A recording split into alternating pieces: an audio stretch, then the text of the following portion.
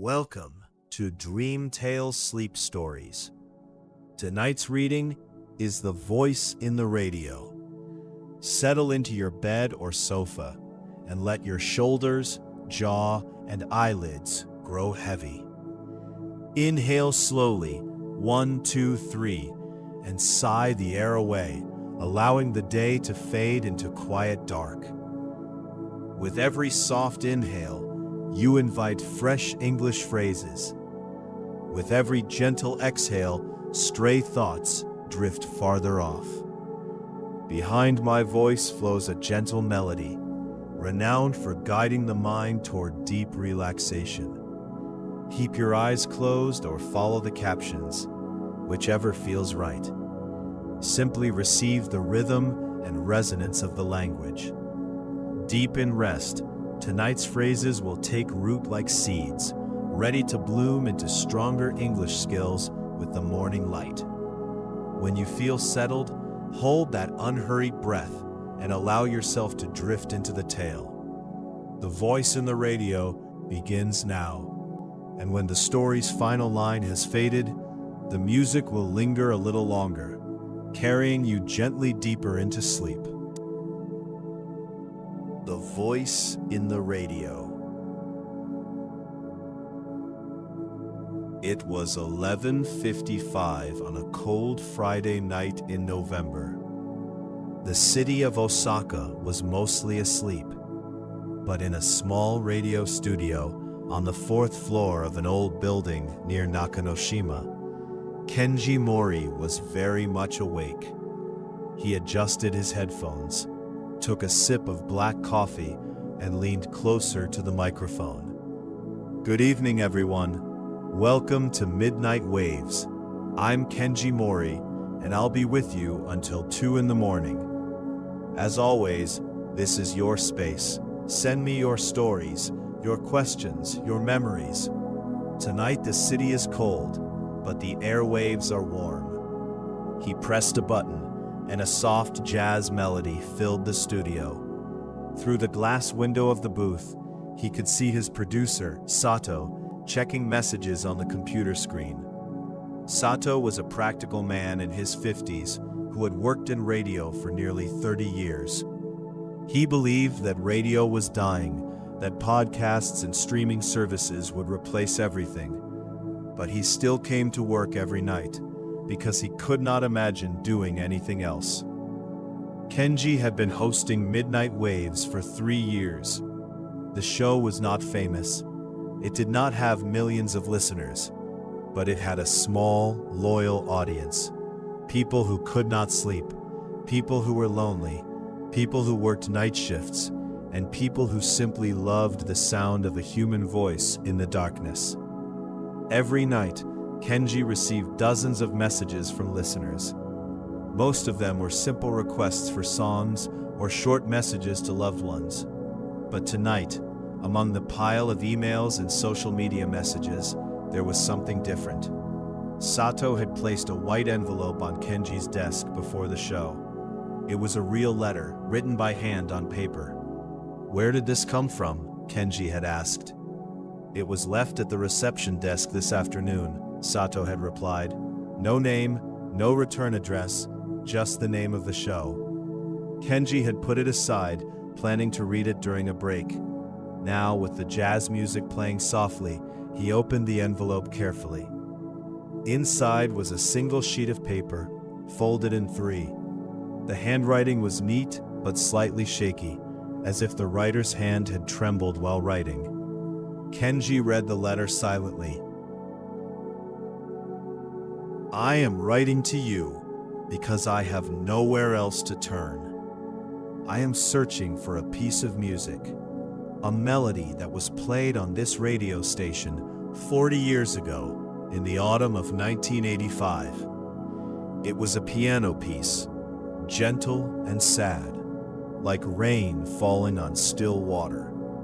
I heard it only once, late at night, and I have never been able to find it again. That melody saved my life.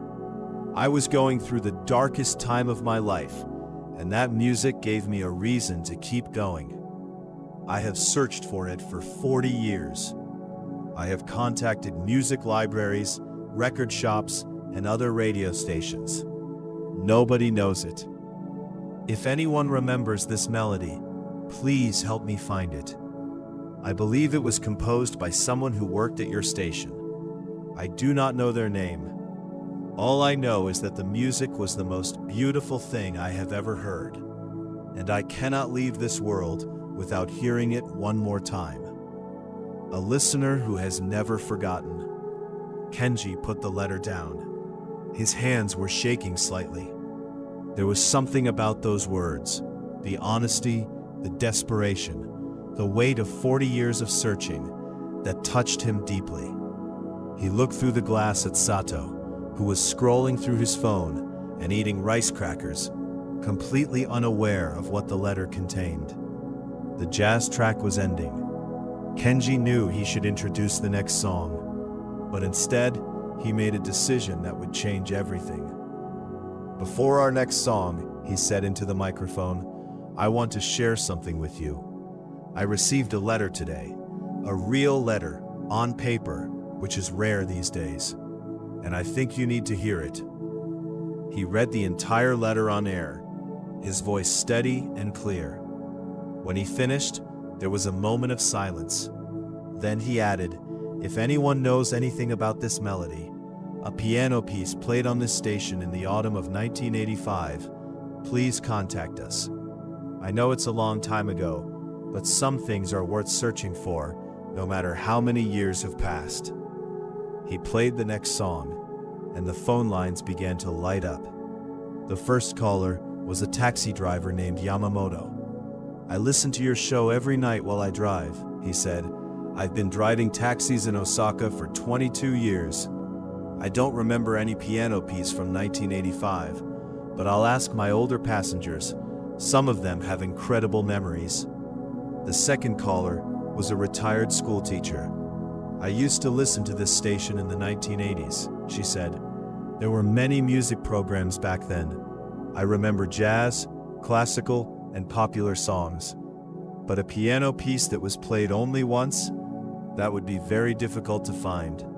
Do you know what time it was broadcast? What program it was on? Kenji realized he did not have these details. The letter had been vague about everything except the emotion. He thanked the callers and promised to investigate further. After the show ended at 2 in the morning, Kenji sat alone in the studio. The building was quiet.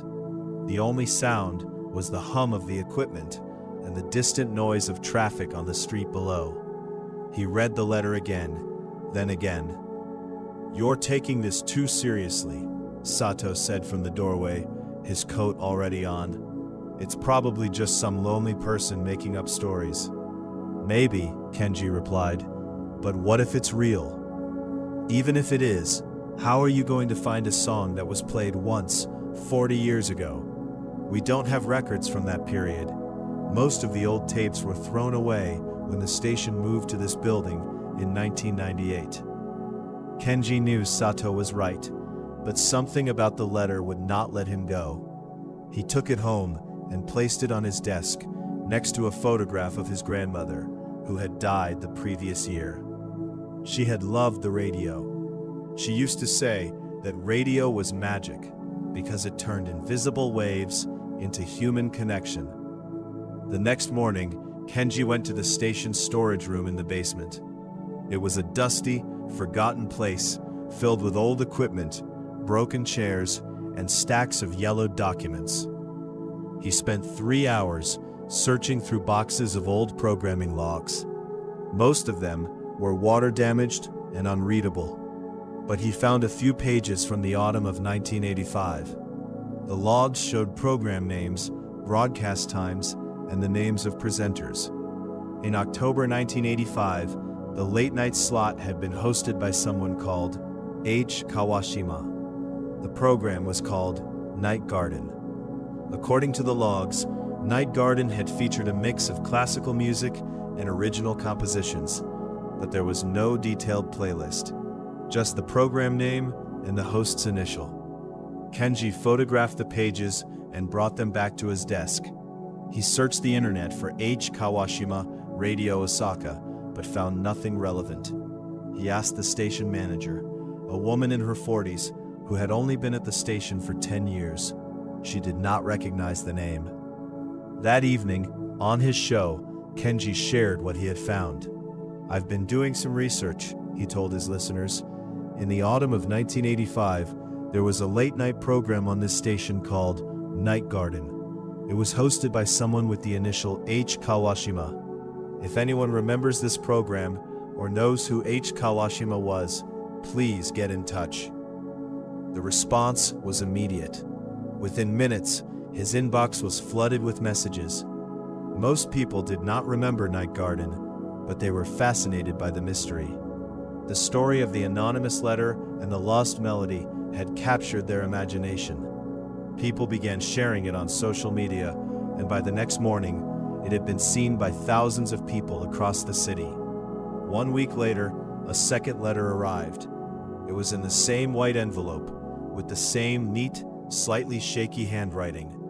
This time, it was longer. Kenji opened it in the studio, before the show, his heart beating faster than usual. "Dear Kenji, thank you for reading my letter on air. I was listening that night, and I cried when I heard my own words spoken back to me. I never expected anyone to care about an old woman's request. I must tell you more of the story, because I think it will help. In 1985, I was 23 years old. I had just lost my mother to illness, and my father had left our family years before. I was alone in Osaka, working in a small bookshop near Tennoji. Every night, I would lie in my apartment and listen to the radio because the silence was too painful to bear. One night in October, I found a program called Night Garden. The host had a calm, gentle voice. He played beautiful music and sometimes spoke about the stars, the seasons, and the meaning of small things. I listened every night after that. His voice became my companion in the darkness. Then one night, he played a piano piece that I had never heard before. He said it was something special, a composition that had been written recently. The melody was simple but incredibly moving. It felt as if someone had taken all of my sadness and transformed it into something beautiful. I wept as I listened, but for the first time in months, they were not tears of despair, they were tears of relief. I tried to call the station to ask about the piece, but the line was always busy. The next night, the program did not air. In fact, Night Garden was never broadcast again. I waited and waited, but it had simply disappeared. I have enclosed something else with this letter, a map. 40 years ago, I followed the host of Night Garden one evening. I know that sounds strange, but I wanted to thank him in person. I watched him walk to a park by the river. He went to a large cherry tree and buried something at its base. I was too shy to approach him. I watched from a distance, and then I went home. I never went back to dig up what he buried. I was afraid. But now I am old, and I am running out of time. If someone could go to that place and find what was buried, perhaps we would understand everything. Please forgive an old woman for her strange request. The same listener. Inside the envelope, folded carefully, was a hand-drawn map.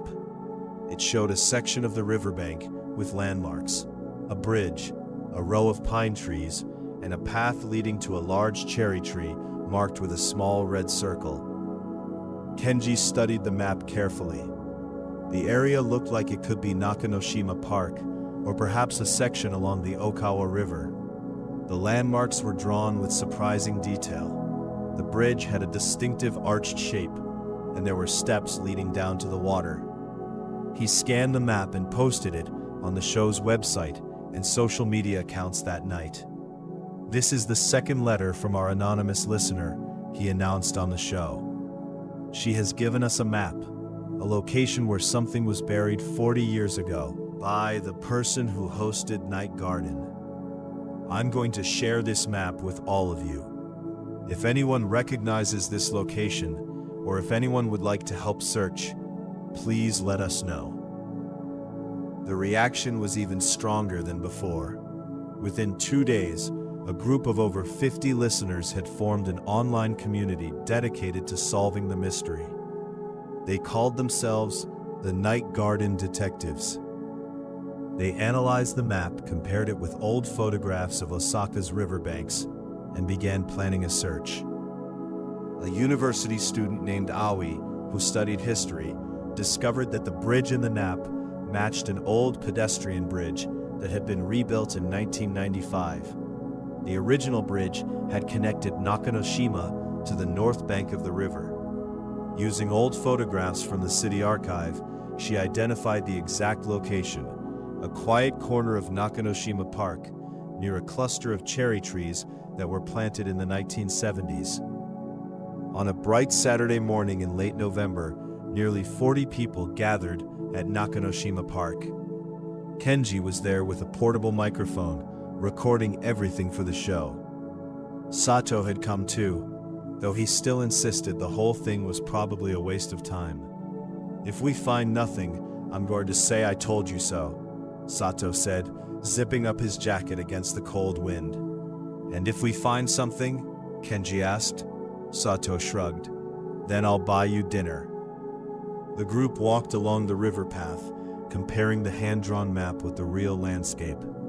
The pine trees mentioned in the map had grown much taller over the decades, but their arrangement matched perfectly. Aoi, the university student, led them to a large cherry tree that stood slightly apart from the others, near the edge of the water. "This is it," she said confidently. "The position matches the map exactly. This tree was planted in 1973, according to the park records." Several volunteers had brought shovels and garden tools. They began to dig carefully around the base of the tree, trying not to damage the roots. A park official had been contacted in advance and had given permission for a small, careful excavation. After 30 minutes of digging, a young man named Rio hit something hard. He scraped away the soil with his hands and pulled out a metal box about the size of a large book. It was rusty and covered in dirt, but it was still intact. The lid was sealed with tape that had turned brown and brittle with age. Everyone gathered around in silence. Kenji held up his microphone. His hands were trembling. "Should we open it here?" Rio asked. "Yes," Kenji said. "Let's open it together." Rio carefully peeled away the tape and lifted the lid. Inside the box, wrapped in a plastic bag to protect them from moisture, were 3 items: a small stack of photographs, a handwritten diary, and a cassette tape. The photographs showed a young man in his 20s with dark hair and glasses, sitting at a piano in what appeared to be a small recording studio. In one photo, he was smiling at the camera. In another, his eyes were closed as he played, lost in the music.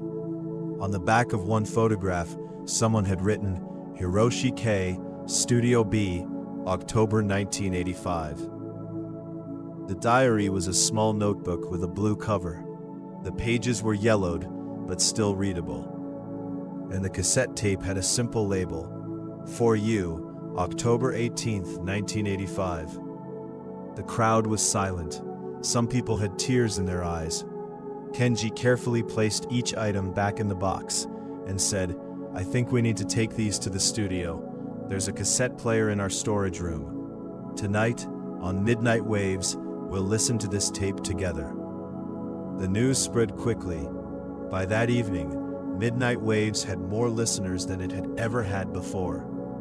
People tuned in from across Osaka, and some from other cities as well. The station's website received so many visitors that it crashed twice and had to be repaired. At midnight, Kenji sat in the studio, with the metal box in front of him. Sato had found an old cassette player in the storage room and had cleaned it carefully. The tape had been tested to make sure it would play without breaking. "Good evening, everyone," Kenji said. "Tonight is a special night. As many of you know, we found a time capsule buried under a cherry tree in Nakanoshima Park. It was placed there 40 years ago by someone who worked at this station, a man named Hiroshi Kei. Inside the capsule, we found photographs, a diary, and a cassette tape. Tonight, I'm going to share all of this with you." He started with the diary. The entries were short and personal, written in a thoughtful, quiet style. Kenji read them slowly. September 15th, 1985. Started working at the radio station today. I was hired as an assistant for the evening programs. The studio is small but beautiful. The equipment is old, but it has a warm sound. I feel like I've found the place where I belong. September 28th, 1985. They gave me my own late night slot. I can't believe it. I'm going to call it Night Garden because I want it to be a place where beautiful things grow in the darkness. I'll play music, classical, jazz, and some of my own compositions. I hope someone out there is listening. October 3rd, 1985. A woman called the station tonight during my show. She said my voice helped her fall asleep. She sounded sad. I wanted to say something to comfort her, but she hung up before I could respond. I wonder who she is. October 10th, 1985. I've been composing a new piece. It's a piano melody. Simple, quiet, like a conversation between two people who don't need words. I'm writing it for the woman who called. I don't know her name, I don't know her face, but I can hear her sadness, and I want to answer it with music. October 18th, 1985. I played the piece on air tonight. I recorded it in Studio B yesterday afternoon. When I listened to it going out over the airwaves, I felt something I've never felt before. It was as if the music had left my hands and was traveling through the night sky, searching for the person it was meant for. I hope she heard it.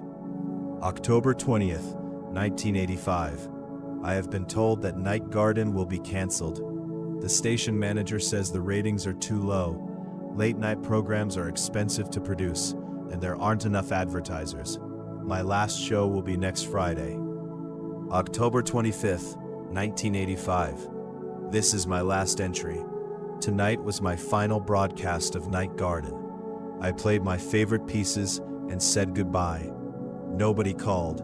Maybe nobody was listening after all. I'm going to bury this box under the cherry tree in the park, the tree where I sit every morning before work.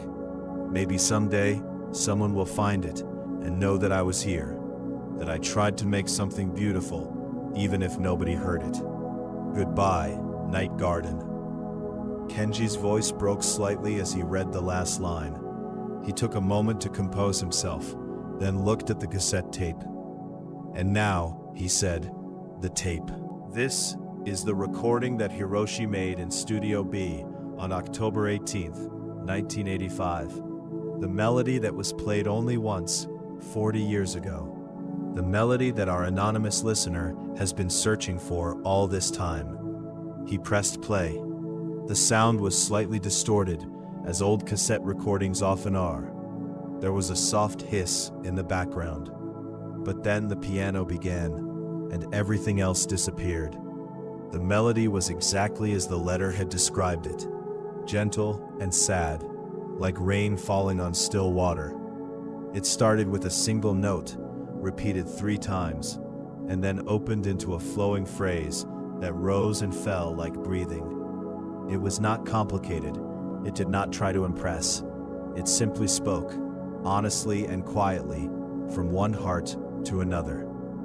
The piece lasted about 4 minutes. When it ended, Kenji did not speak. He let the silence hold for a long moment. Then, very softly, he said, "That was Hiroshi's melody. For you. October 18th, 1985. The phone lines exploded. Every line was lit up. Messages poured in through the website and social media. People were crying. People were sharing the story with friends and family. The melody, which had been heard by only a handful of people 40 years ago, was now being heard by thousands. Over the next few days, the Night Garden detectives worked to uncover more of Hiroshi's story. Aoi searched through university records and local archives. A retired journalist named Tanabe contacted old colleagues who had worked in media during the 1980s. Piece by piece, the story came together. Hiroshi Kawashima had been born in Osaka in 1960. He had studied music at a local college and had dreamed of becoming a composer. After graduating, he had worked various part-time jobs while trying to get his music published. In 1985, he was given a temporary position at the radio station as a program assistant. When a late-night slot became available, he was allowed to create his own show. Night Garden lasted only 6 weeks. After it was canceled, Hiroshi had continued to work at the station for a few more months, doing administrative tasks. Then he had left Osaka entirely. Tanabe discovered that Hiroshi had moved to a small town in Hokkaido, where he had taken a job as a music teacher at a local school. He taught piano and music theory for over 20 years, Tanabe reported to Kenji. The school's former principal told me that Hiroshi was a quiet, dedicated teacher.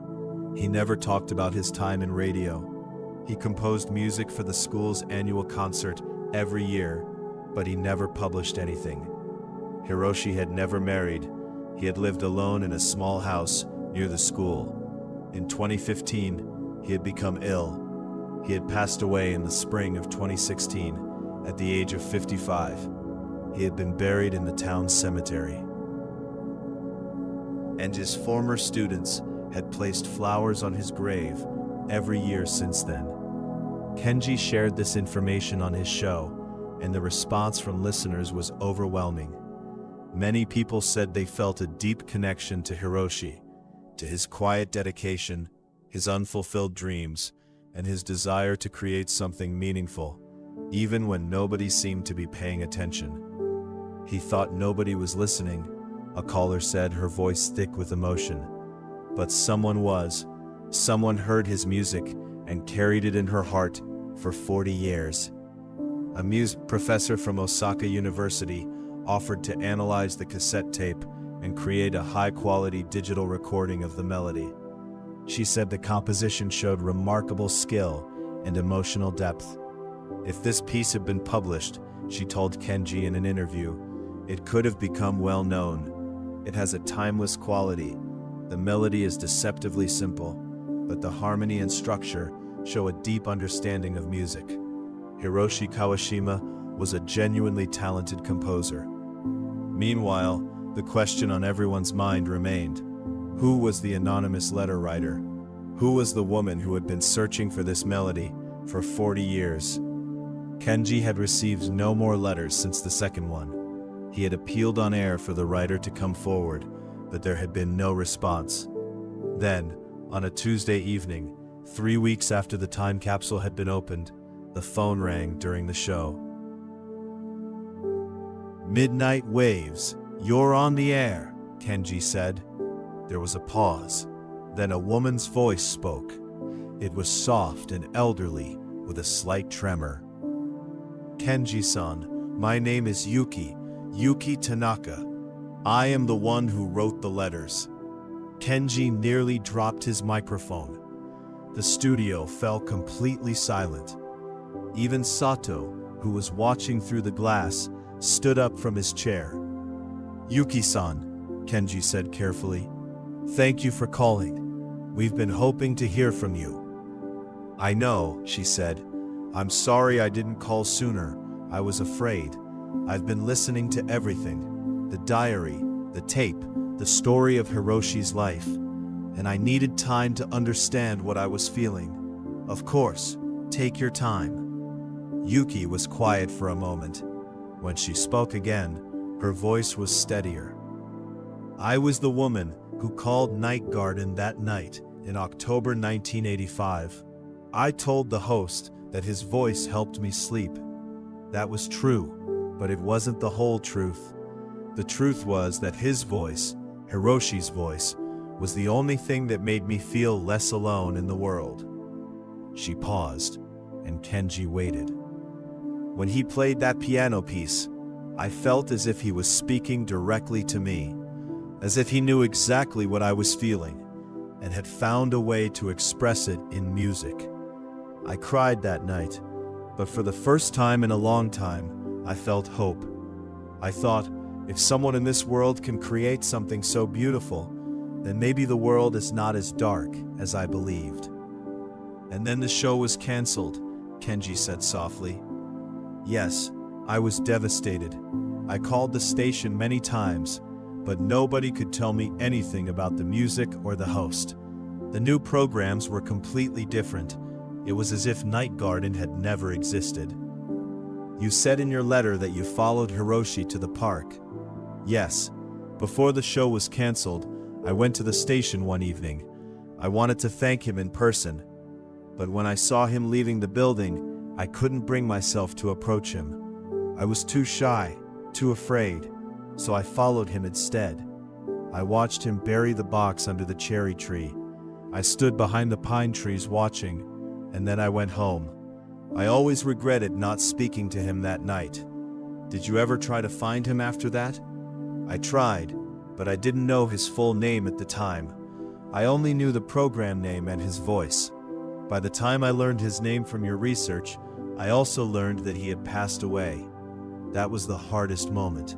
I realized I had waited too long. All those years he was alive, and I could have found him. I could have told him that his music mattered, that it had saved my life, but I was always too afraid.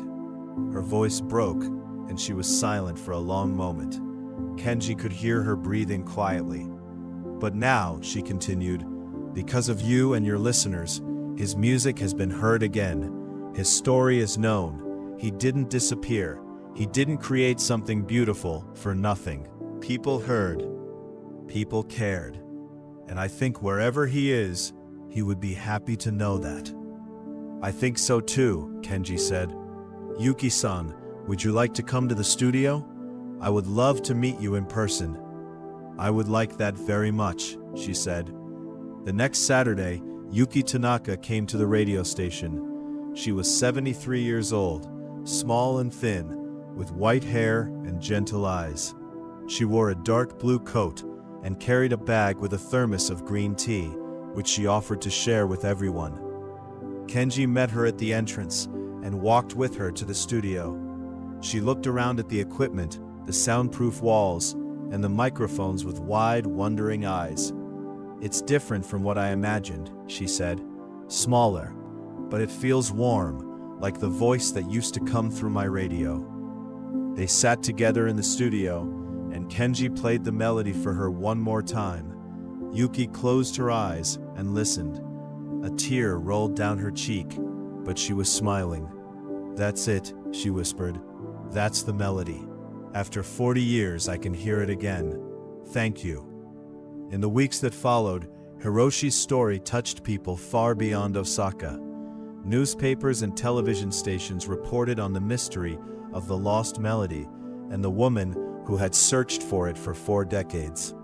The music professor's digital recording of the piano piece was shared online, and it was listened to by hundreds of thousands of people around the world. Hiroshi's former students in Hokkaido were deeply moved when they learned about his earlier career in radio. They had always known him as a kind, quiet teacher who loved music, but they had no idea that he had once created a radio program or composed a piece that would one day touch so many lives. They organized a small memorial concert at the school, playing some of Hiroshi's compositions, including the melody from the cassette tape. Yuki traveled to Hokkaido to attend the concert. She sat in the front row, listening to the music of a man she had never met face to face, but had carried in her heart for most of her life. Back in Osaka, the radio station made a decision. Every night at midnight, Just before Kenji's show began, they would play Hiroshi's melody.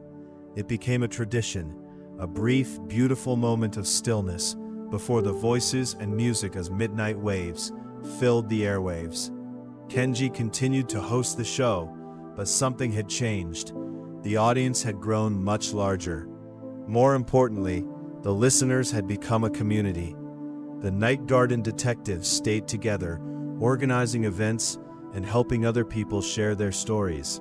The experience of searching for the melody had brought strangers together and turned them into friends. One cold evening in December, Kenji sat in the studio before the show and wrote in his own notebook. Hiroshi thought nobody was listening, but Yuki was, and now 40 years later, thousands of people have heard his music. The airwaves carried his melody through the night, and it found exactly the person it was meant for. It just took a little longer than he expected. Maybe that's what radio is. Not just sound waves traveling through the air, but human voices reaching across the darkness, searching for connection. Sometimes the signal is weak.